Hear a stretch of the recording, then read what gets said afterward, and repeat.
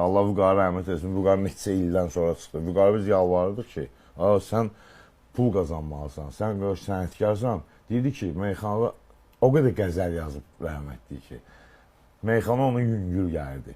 Deyir, o tanım, söz gəlir. Demir. Amma toyda deməlisən də onu yüngül də olsa, yola verəsən ki, o sözün gəlmir, deməsin, Ələkbər, Vüqar deyən. Bu demirdi onu. Söz o qədər ağırlaşmışdı dili, qəzəllə. Biraz utancaqlığı var idi. Burada gələ biraz utancaq olmayasın da. Utancağın oğlu olmur. Hə, oğlu olmur, şabaş da olmur. Heç nə olmur. Yaxşı, bəs həyatınızda hansı bir xətanın meyvəsini yemək heç ləzzət eləməyib? O sualı. Vüqar rəhmətə gedəndə, Aydın rəhmətə gedəndə, mən ürəyimdə, heç kəsə demədim, amma ürəyimdə bunu fikirləşdim ki, kaş elə Vüqar da, Aydın da, Ələkbər də, bir çoxlar, kaş elə mən meyvə satan qalaydım. Mən o pullarla xəta eləməzdim.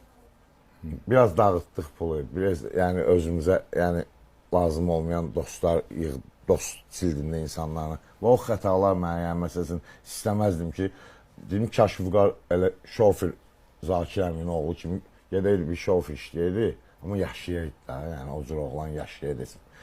Gəldik, pulu gördük, biraz pulun valnası başqa oldu da, mən yetimsi ilə böyümüşəm.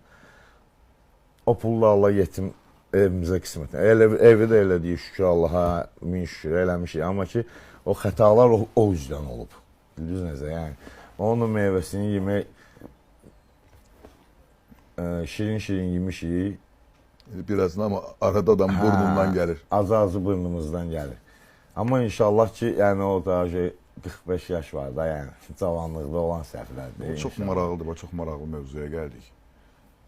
Yaxşı meyxana ustadlarının dalıca ya deyirik Allah rəhmət eləsin, ya deyirik Allah qapısını açsın. Sən fikir ver. Allah sözü var ki, var. Kifayət.